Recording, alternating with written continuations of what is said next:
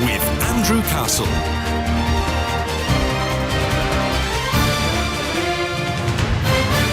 You'll remember back in 2014 and how well Ukip did at the EU elections. They topped the poll. Before the Brexit Party was launched, Ukip had 11%, or were at 11% in the polls. Now they're at 3%. So we're going to get stuck into all of these matters with Ukip leader Gerard Batten. We're on lbc.co.uk. We're streaming that live as well. Facebook and Twitter taking this. So join the debate if you will. 0345 6060 973. Get your questions into Gerard Batten. Gerard, good morning. How are you? Good morning, Andrew. I'm fine, thank you. And I was listening to your show before I came on. Somebody said they wanted some serious, ugly politicians. Well, here I am. Hello, Gerard. Well, that's okay. Well, you said it yourself. Now, you're expecting over the next 20 or 25 minutes or so some fairly robust calls to come in. Oh, fair questions, I hope. Yeah, fair. Well, absolutely, and fair answers, no doubt. I've already talked about the pre-Brexit party standing in the polls around about 11%, now down at 2.5% or 3%. Let's get straight into the Brexit party. They have stolen your thunder, haven't they? If you believe the polls, Andrew. We had a by-election in Wales, Newport West, about a month ago, which is not exactly our best territory, and we got 8.6%. We've had some local elections where up in Sunderland we were getting, I think, 41, 42% in a seat. We got 20-odd%. We were getting high percentages. I don't believe the 3%. I don't believe anything I read in the media anymore. I don't believe the polls are fair. I believe that the Brexit Party has been bigged up by the media precisely because the media think that it doesn't represent a real political threat, domestic political threat to the status quo after the European elections. And I'm afraid that I think most of our political system now, media, has been completely manipulated. If you don't believe it, I mean, if you don't believe in the polls, you don't believe in them. But it's denying a reality that most people seem to think is happening. Well, which is they're going to have a good Thursday, and you're not. Well, the only poll that really makes any difference is going to be the one on Thursday when the voters actually get to vote. We'll find out then. But no, I don't believe anything I read in the media, or I don't take it at face value anyway. And certainly not the polls. I think everything is manipulated. Brexit Party didn't exist about 2 months ago, more or less. And then suddenly it went from 0% up to about 27% in no time. I thought you didn't believe in polls. Well, that's what they're reporting. Do I believe what they're reporting? No, not particularly. Although, but Nigel Farage is incredibly popular, isn't he? It's funny, isn't it? He is in some quarters, he's not in others. He's a pretty Marmite type of politician. And yes, he's got the fabled charisma, and a lot of people like him and listen to what he says. Are you jealous of him? No. His popularity, his party's popularity, he seems to. It doesn't seem to matter. It's not about personal jealousies or whatever. I mean, obviously, if he'd have stayed with Ukip, he could have stayed with Ukip. Nobody was stopping him if he'd wanted to. He could have probably been Ukip leader for the last 12 months if he'd wanted to. I've been doing it now for about 14 months. If he'd have wanted to stay, he could have led Ukip. He didn't want to. He wanted to walk away, and he wanted what he's got now, what he always wanted, which is a one-man party. It's not a real political party. It doesn't have any members, doesn't have any structure, doesn't have a governing body, doesn't have a constitution that I know of. So he's got what he always wanted, which was an autocracy. Have you been a better leader of Ukip than Nigel Farage? I think I've been more collegiate, sometimes to my cost, try to involve other people in so that other people are doing things. And like you were talking about delegation earlier on in the previous section about politicians, I've tried to do that. I've certainly been successful in some areas. We have built the party up from collapse. We've now revived it financially and in terms of membership.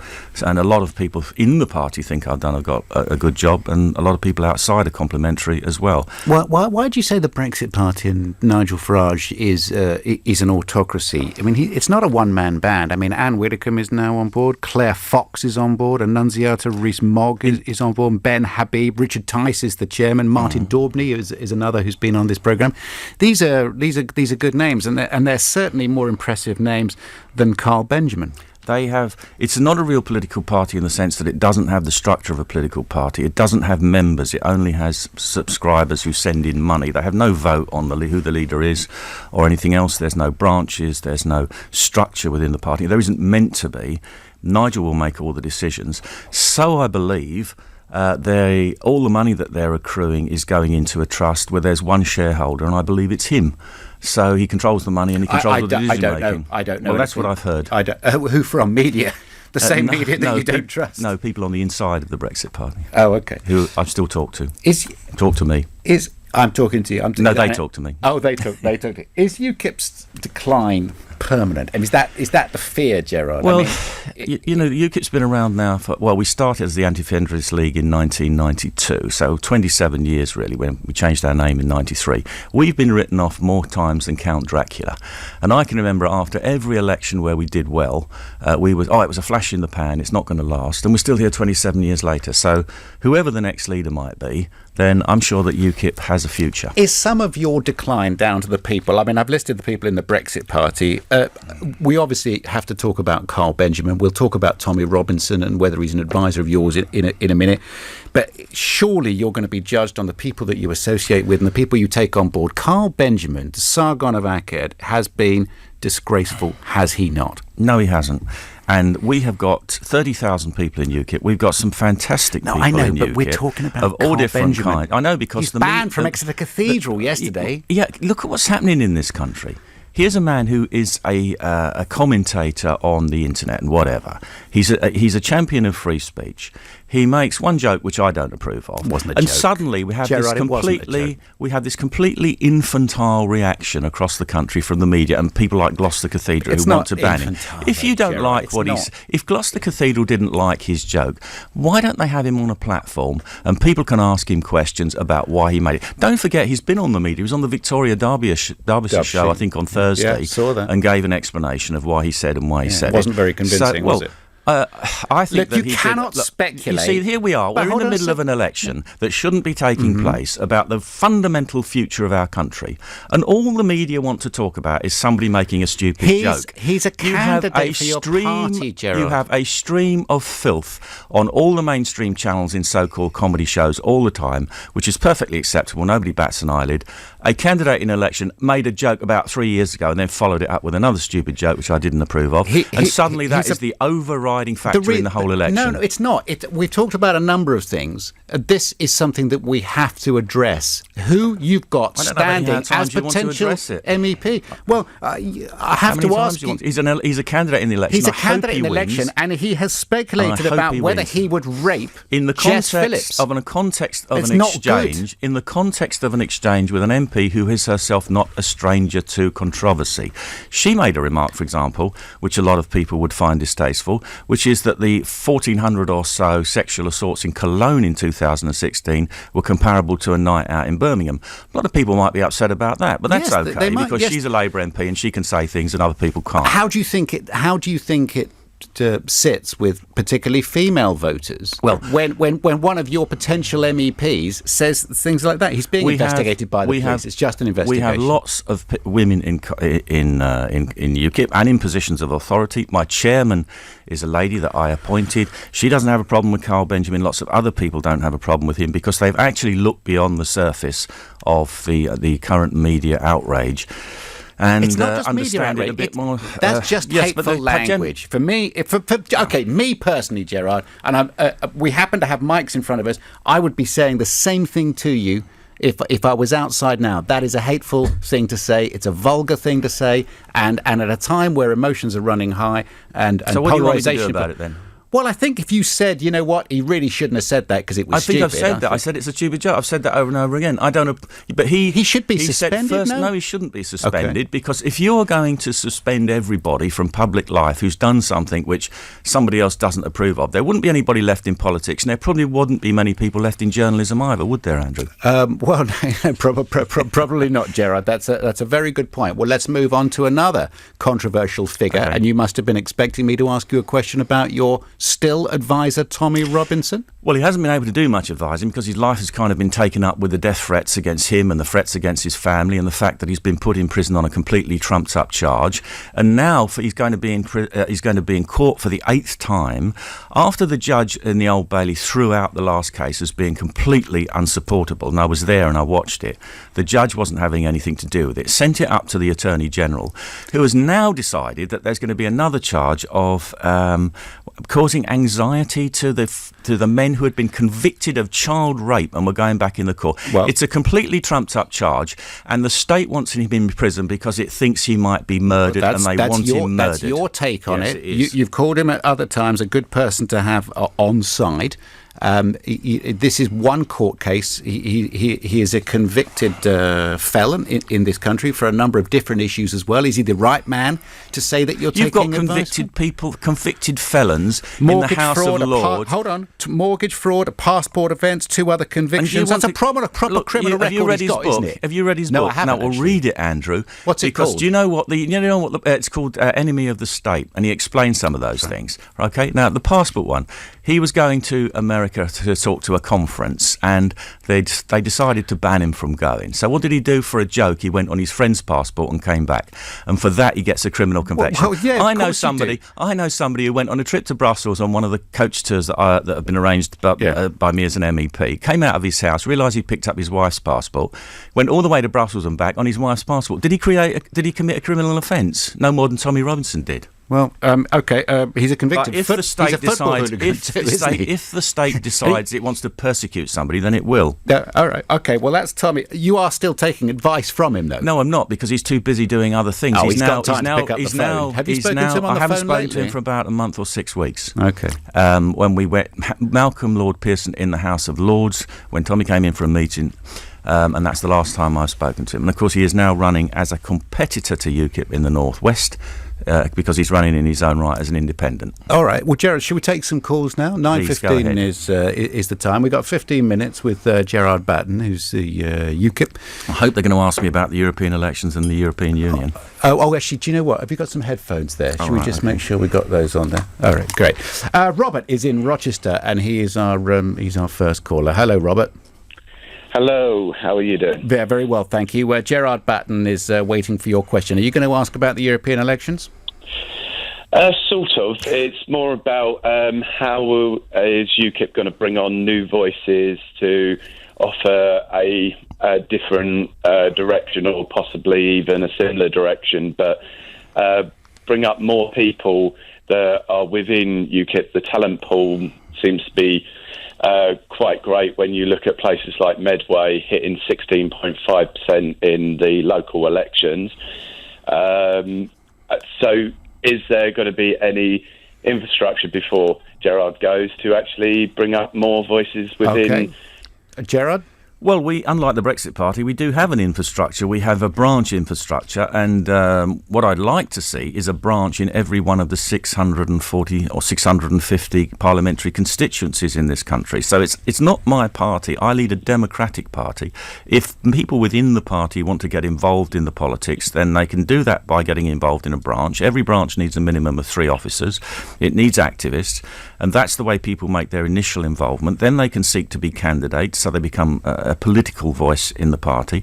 And of course there's a National Executive Committee which governs the party. They can run for election to that, and if they really want a thankless job with no pay, they can run to become leader, can't they? So you've had a nice time over the last 14 months, have you? Are you going to run again? I am not going to make that decision until after the 23rd. I stood up to do a 12-month term. I did a 3-month interim, which I was elected then on a 12-month term in order to save the party from oblivion, which I did. That should have come to an end in the middle of April. The National Executive Committee asked me to extend it to go beyond the local elections and beyond the Euro elections, which shouldn't have happened, but they did. And then I will make a decision after that.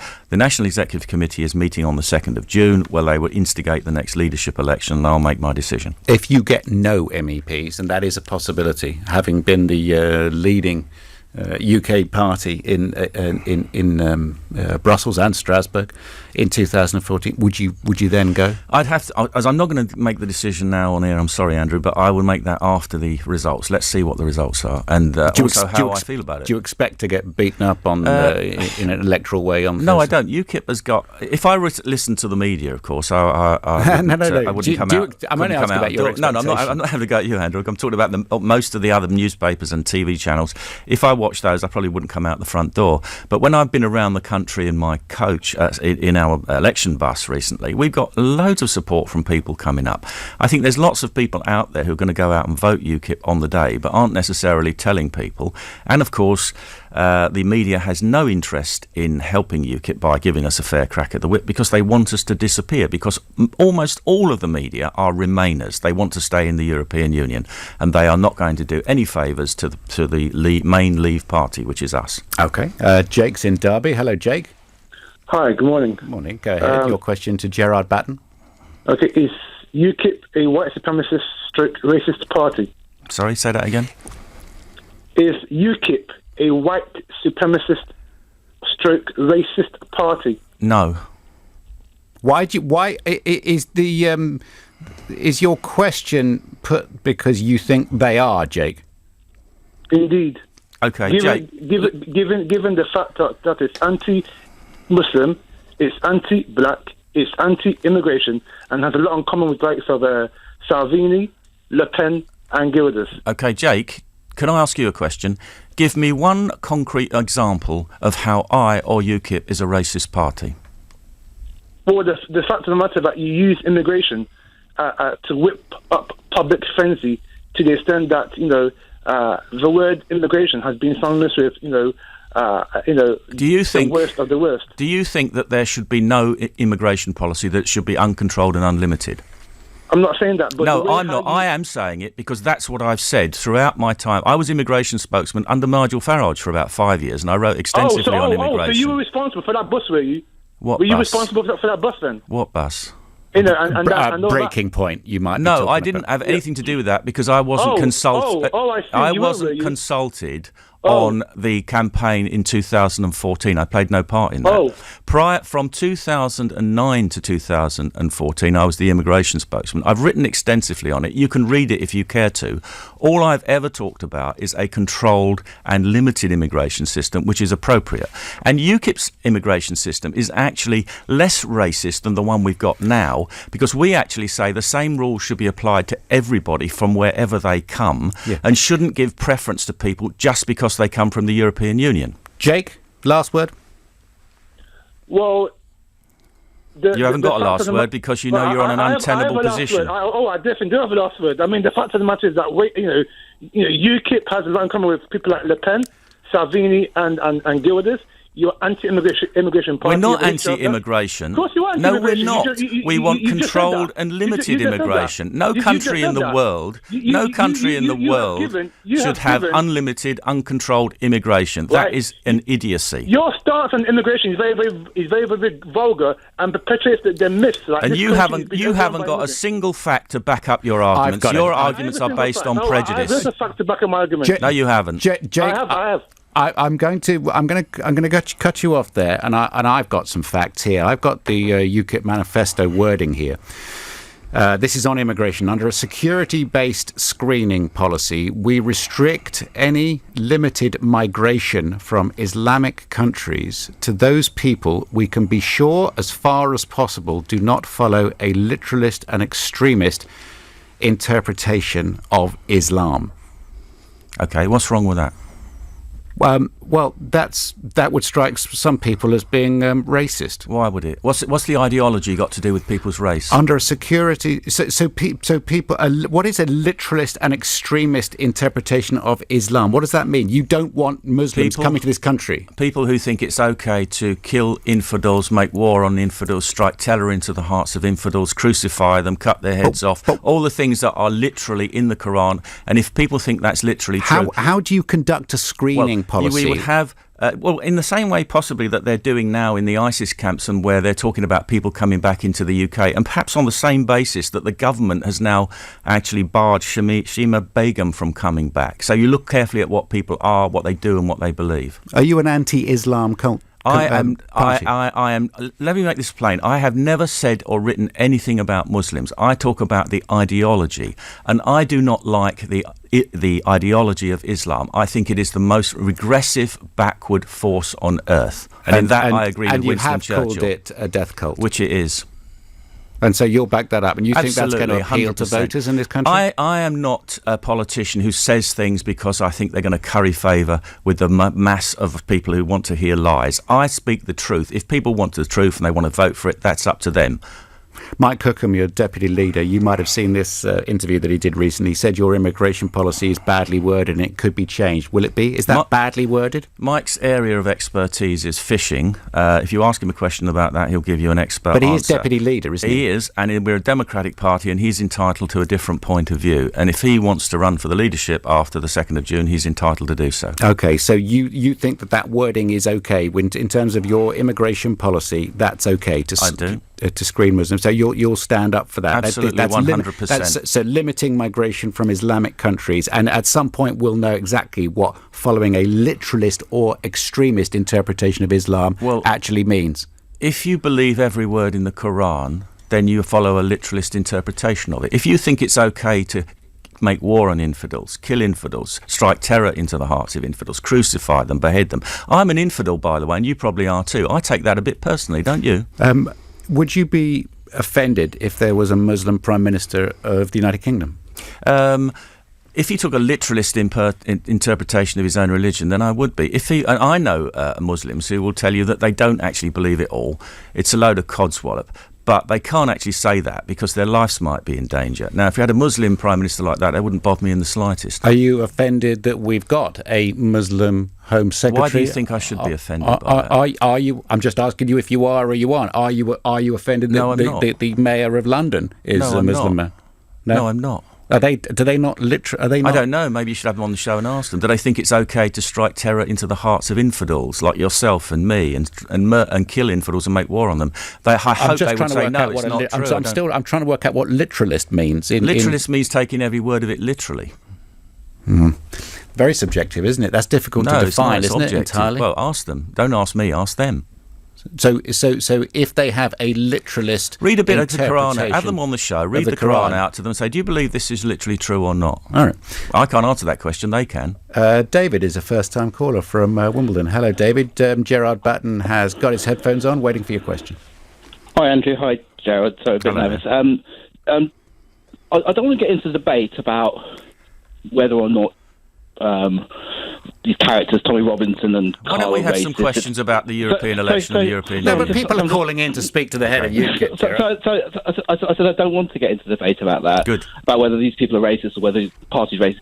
My question is this. I was born in this country, but I'm an ethnic minority. I've been here for 40 years. I experience sort of casual racism on a daily basis. My question really is to Gerald as a party leader. What can you point me to in your manifesto, in things you've said, which would positive policies which would help me improve my life? So, the other day I was walking down the street and I was called called all sorts of names just for no apparent reason. Okay. What are you doing? What have Ukip got for David? Well, our policies, if you read the manifesto, David, are for all... I have read it, yes. Right, good. I have read it, Giles. Okay, I'm pleased about that. They are... Can you point to one thing that you've said would actually positively improve my life? Well, because we don't differentiate for ethnic minorities. We treat all British citizens in the same way under the law, and that's what we want in this country. So any policy, whether it be to do with economics or anything else, is about all people. If you're abused in the street, then the criminal law is being broken, and those people should be prosecuted if they're doing that. Hold on a second, David. You finished, Joe? Okay. I've heard what you said, but can you point me to one thing you've said or written down which portrays ethnic minorities or black people or Asian people in a positive way? No, because I don't need to, because they are British citizens. I am married to an ethnic minority. I have mixed-race children. I don't have to go around parading that we're going to do something for this group or that group, because we treat all British citizens in the same way. You didn't listen to my question. I said, can you point me to one thing you've written down or said which portrays these groups in a positive way? Why would I do that? I treat all British citizens in the same way. Why would I write, British people are okay, but this group are really wonderful, or that group's marvellous? As far as I'm concerned, all British citizens are the same and must be treated in the same way. All right. David, thank you. We must move on. I've got Ranjit waiting in the West Midlands. Hello, Ranjit.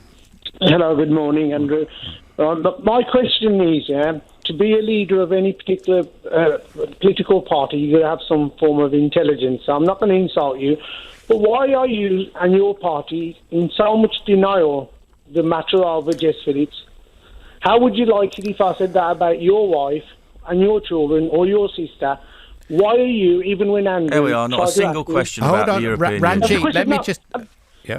I don't want to ask about the EU or whatever. I've had enough of that. I want to know, why does he feel that he's going to back up one of his colleagues that says something about another human being about rape? Why does he feel that he's going to back him up? That's so MEP candidate Carl Benjamin, we talked about it a minute ago. If people are just joining us for Ranjit, Carl Benjamin said that he wouldn't even rape her in relation to Jess Phillips MP. Watch his explanation on the Victoria Derbyshire show. Well, on the Victoria Derbyshire show, he said that he was trying to be funny and save comedy.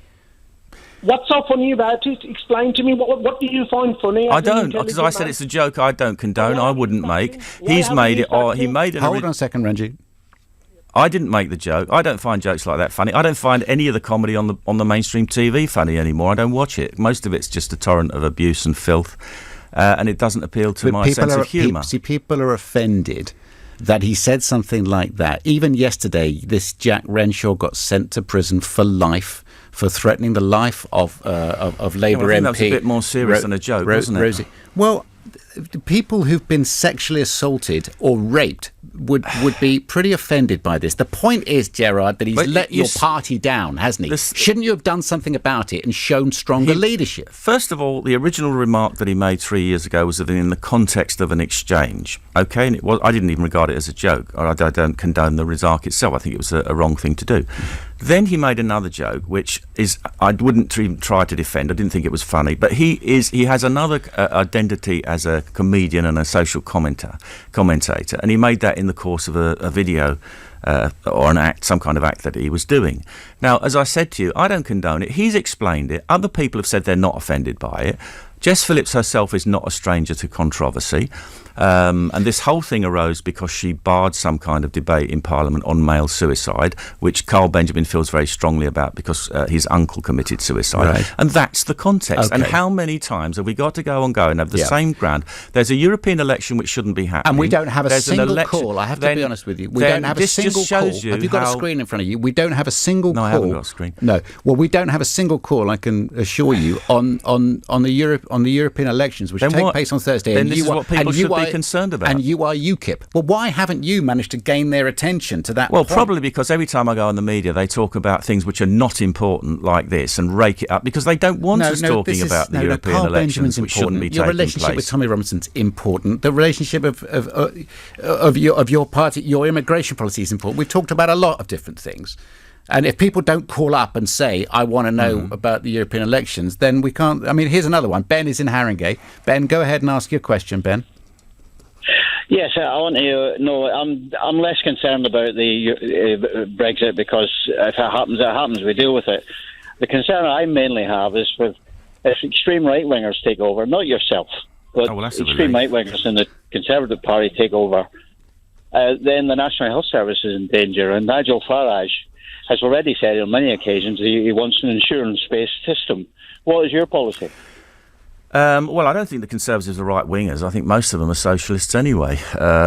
You have plenty of socialists in this country, all in different parties. Our policy is to preserve the NHS as it is. That's what it says in the manifesto. We're not interested in changing it. Obviously, we want to improve it and to make it more effective and work better. But we have no plans for changing the way it's financed. Okay. Well, that's good. I like that. Thank you, Ben. Thank you very much. Thank you very much indeed. 9:31 is the time. Gerard, is there anything else that you wanted to say before? Yes, I'd like to talk about the European elections. Any chance of that, Andrew? Do you think? Well, if people don't call in and ask, well, they're so taken by your brand of politics and the far right nature of them. They get fascinated by that. Please don't call me far right. Are you not far right? No, I'm not far right. I'm sick to death of this. You just called the Conservative Party socialist. Well, they are in many of their policies, but being the opposite of that doesn't make you far right. I run a democratic party. I have spent the last 27 years of my life trying to restore democratic rule, or being part of the process for restoring democratic government to this country by leaving the European Union, so that we're run under our own laws by our own government in our own parliament by our own elected MEPs. My father spent 6 years in the Second World War fighting real right-wing people, the real fascists, the Nazis. I'm sick to death of people equating patriotism and wanting your country run by your own elected politicians for the benefit of your own systems as being right-wing. I think people really need to have a serious think about that. Haven't you had enough of all this? I quite enjoy a bit of a set too, Andrew. So I must admit, and every time I come on here and get attacked, we put more members on. When I came on with Matt Fry, who's absolutely left-wing biased, politically correct politician who happens to be in the media, I got 500 new members over that weekend. So I hope all the people out there who've listened to me... How many members are there now? About 30,000. About 30,000. And Brexit Party, how many have they got? Well, they don't have members, Andrew. They don't have members. How many supporters do you think they've got? I don't know, because they're giving all kinds of figures, and I know Nigel well enough to know that he bigs things up when it suits his purpose. All right. How was it coming in today? Did you have a nice time? It was very quiet, actually. The trains weren't working as usual, so I had to get a cab to the tube station. To the studio. 9:30. Oh, sorry, I thought I was taking you literally. No. It was a literalist interpretation of what you said. A literalist and interpretation, which we could go back on, but we won't. Thank you for coming in and for putting your case. European elections on Thursday, and that is Gerard Batten. Vote UKIP. Make Brexit happen. There we go. 9:34 is the time. Chris Golds with the news. With just weeks to go until Theresa May will tell us when she's going to step down, a new opinion poll says Boris Johnson is the front-runner to be the leader. The former Foreign Secretary's polling with Tory members at 39%. Just behind him is former Brexit Secretary Dominic Raab, with Sajid Javid and Michael Gove joint third. A man in his 20s has died following a fight in a street in Rochdale. Police were called just before 9 o'clock last night and the victim died afterwards in hospital. A 25-year-old woman has been arrested in connection with the murder investigation. Prince William's revealed he got professional help after his job as an air ambulance